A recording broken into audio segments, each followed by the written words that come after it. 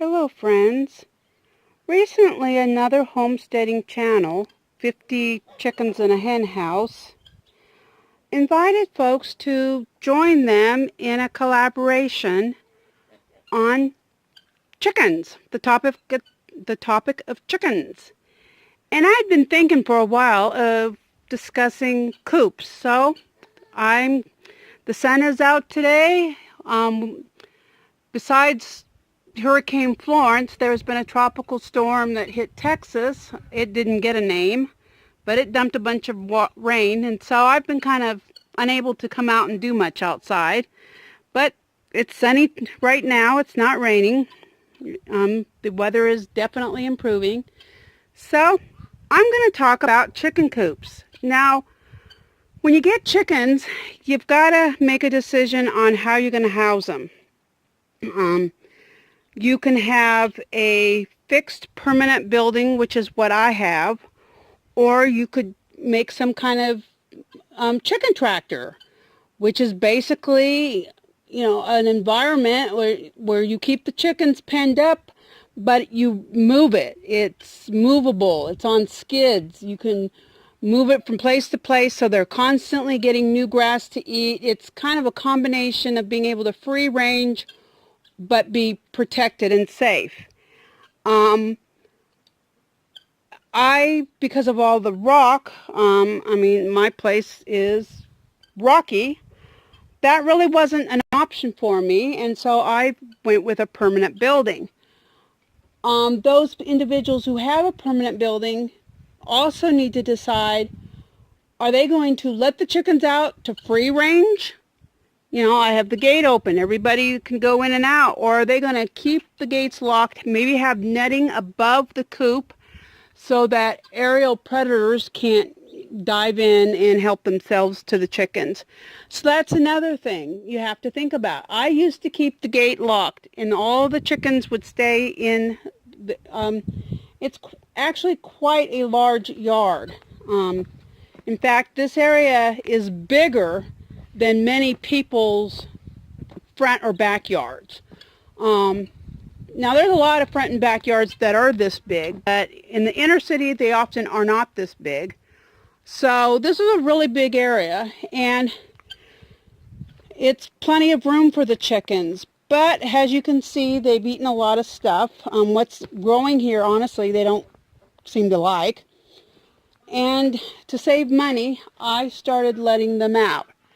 Now, I know in 50 Chickens in a Hen House video, I believe it was him who said he does not let his chickens free range. He keeps them penned up because of loss.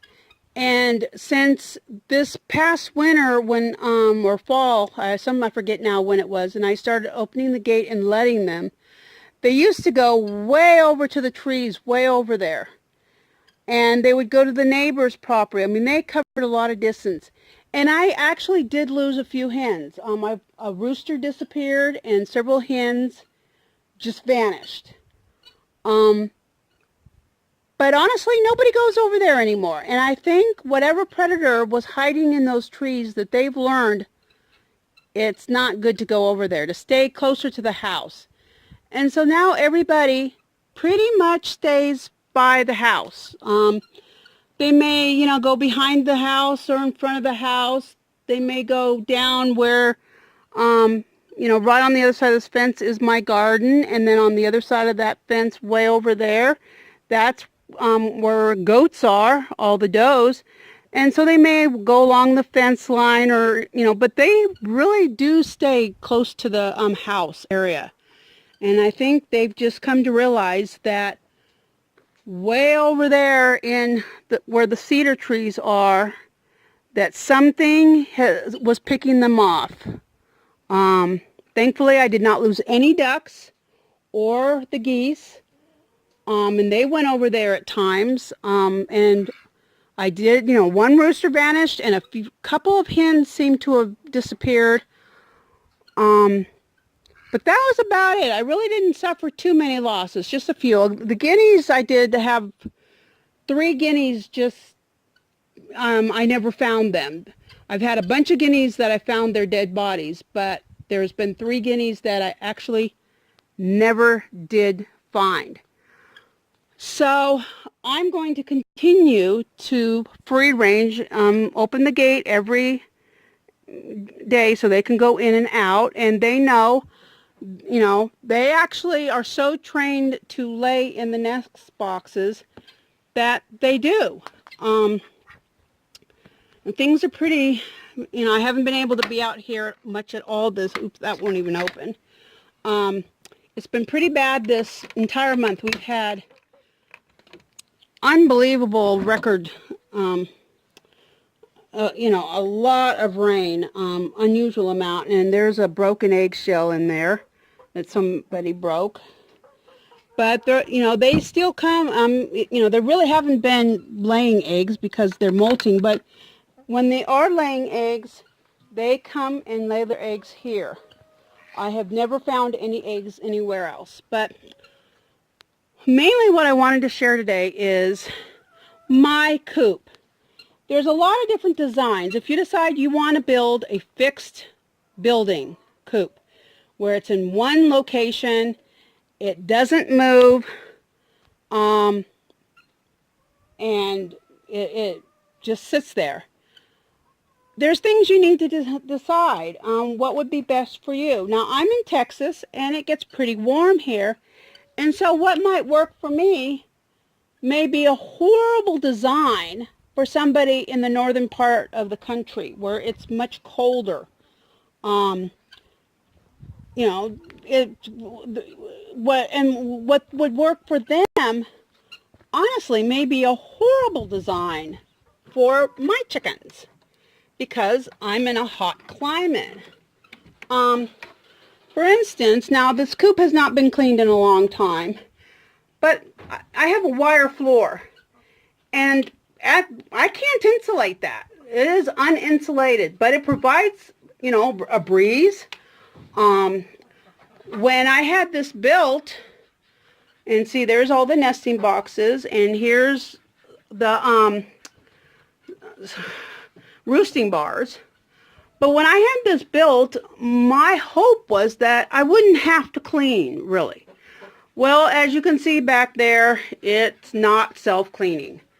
The research that was done suggested we needed a very, very fine wire floor. I have seen chicken tractors where the floor was wire, but it was a wider wire. It wasn't so small. And I honestly wish we had gone with a wire floor. The chickens are not in here 24/7. They come in to lay their eggs. I used to put water and food in here, and I often still do put water in here, especially when it was, super hot, like in the hundreds. They seemed to act like they were super thirsty when I would let them out in the morning, so I would keep water in here during the night when I locked them up.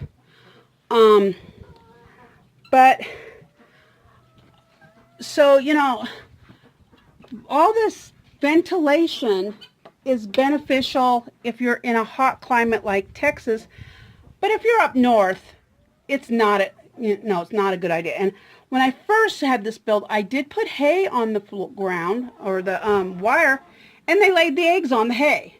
So I don't do that anymore. I just put the hay or straw or whatever. Because of wind, I find hay or straw works better than anything else I've used. And I have, wire. Usually chicken wire is frowned upon, but, this is really high off the ground. It's a good 3 feet off the ground, and then you got really not a lot that can be held on to climb up here for, for raccoons and stuff to actually get to the chicken wire.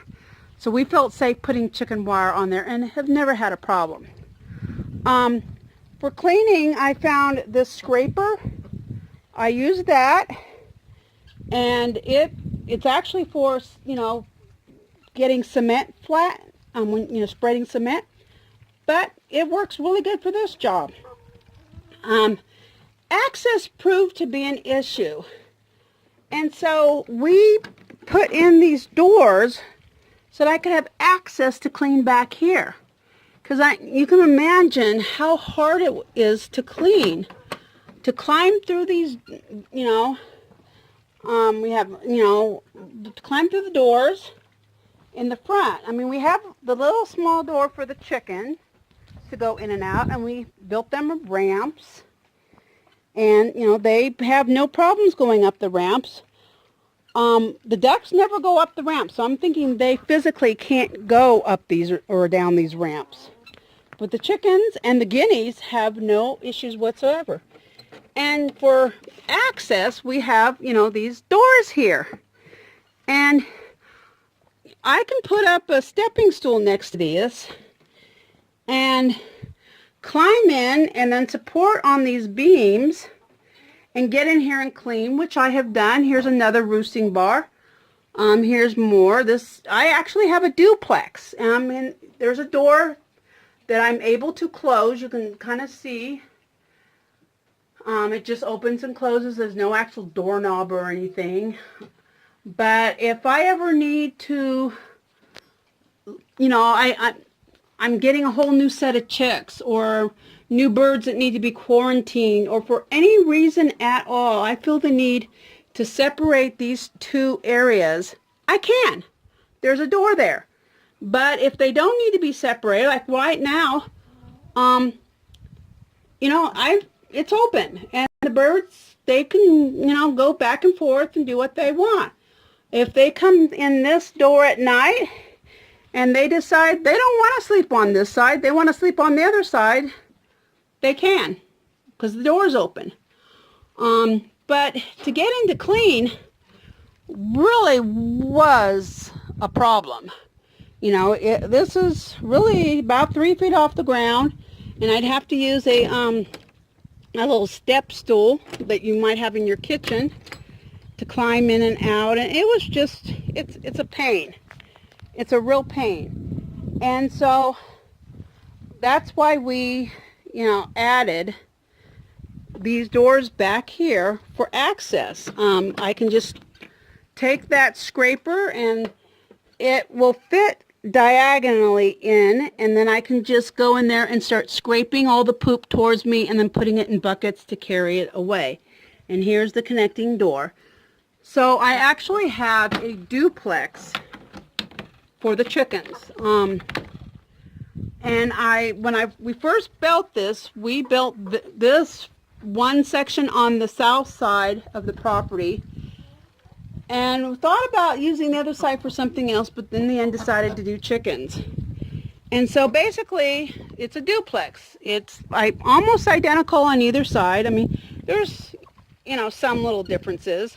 And I was given a whole bunch of carrots, and they're basically, these are all rotting. They're rotten, or they're rotting, or they're split real bad. So all the, I just threw them out for the chickens, and over there the ducks are taking their bath. And so,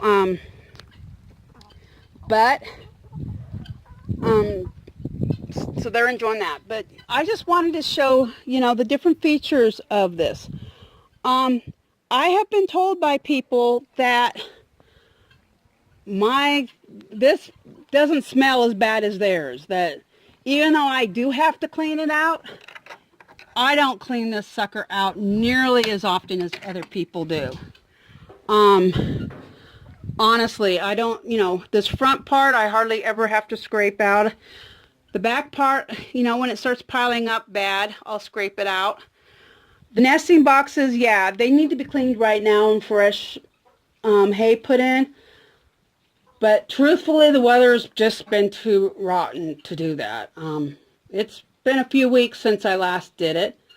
And when I did, I put in grass from the garden that I was actually, the weeds I was pulling out. So,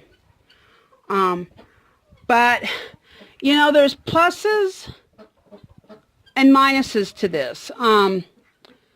You know, ducks, I could not use it for ducks or other critters that can't climb up a hill, like, you know, that's, that the ramp has to get in there.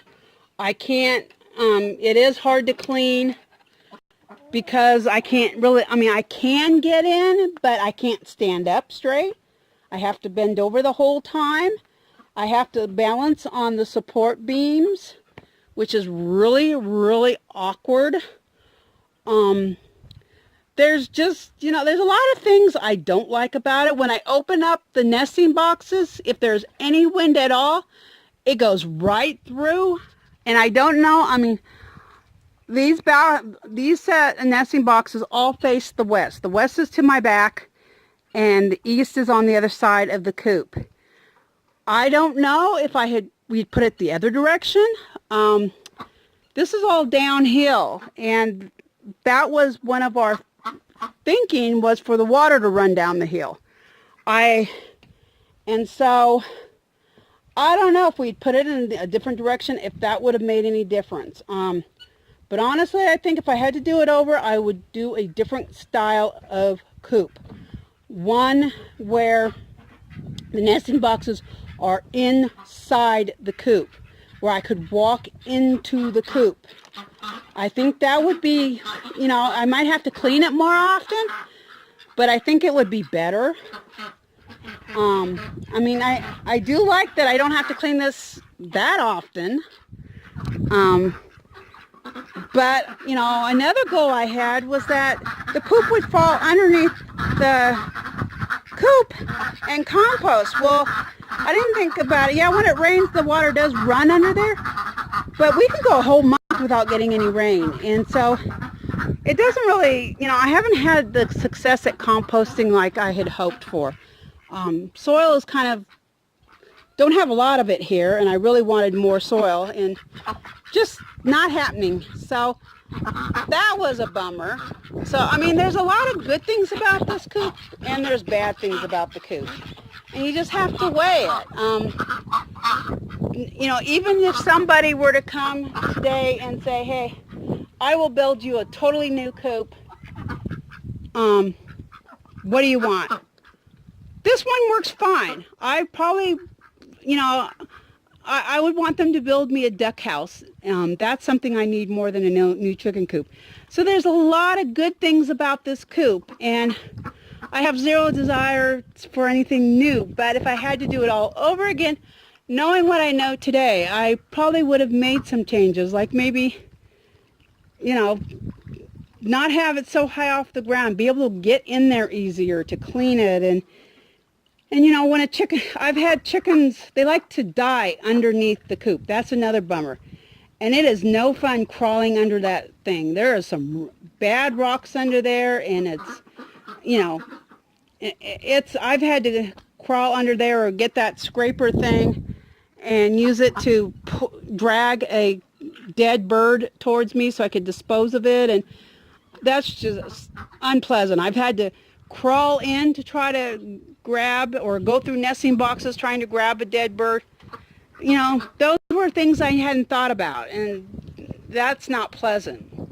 So I would make modifications to do it over again. But this thing works. Yeah, you know, and probably, there's probably not a single coop out there that's perfect anyway.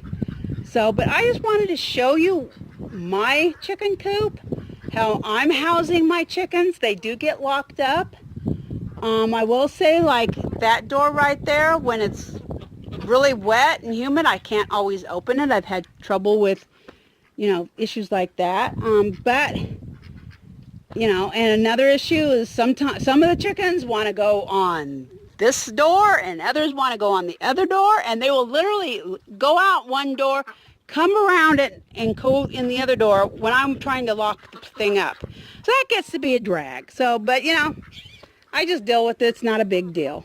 So I just wanted to share what I've done, and some of the things I don't like about my coop and things I do like about my coop. And I just thought of One other thing, if you're designing a coop and you're going to, basically if you were going to copy me, the roofing is not far enough. That roofing needs to come out even farther because the water literally lands on the nesting boxes. And in winter, when it's icing up, I get icicles. Literally, I've got icicles coming off the roof and off of these things. And that's, yeah, you know, and it's making, you know, you can see there's decay in the wood and stuff. So that's not good. So if you're in a hot climate and you're thinking, you know, you want to do something like what I've done, make the roof longer. Make sure that the roof extends past your nesting boxes, because you know, you want to keep the water from hitting that those boxes, and my boxes get hit by water and it is decaying them quicker because of that. So that's another thing to think about. But I just wanted to share with you what my chicken coop is like. And again, I'm going to put a link to the 50 chickens in a hen house, and he's got a whole playlist of all these other chicken videos. So if you're thinking about getting chickens and you want to see a lot of chicken videos, that's something you know, everyone's going to be talking about some aspect of chickens. And so you might want to check that out. And I hope this was informative and that makes you think and helps you in your decisions on exactly what you want to do when it comes to housing your chickens. Thanks for listening, for watching, and have a nice day.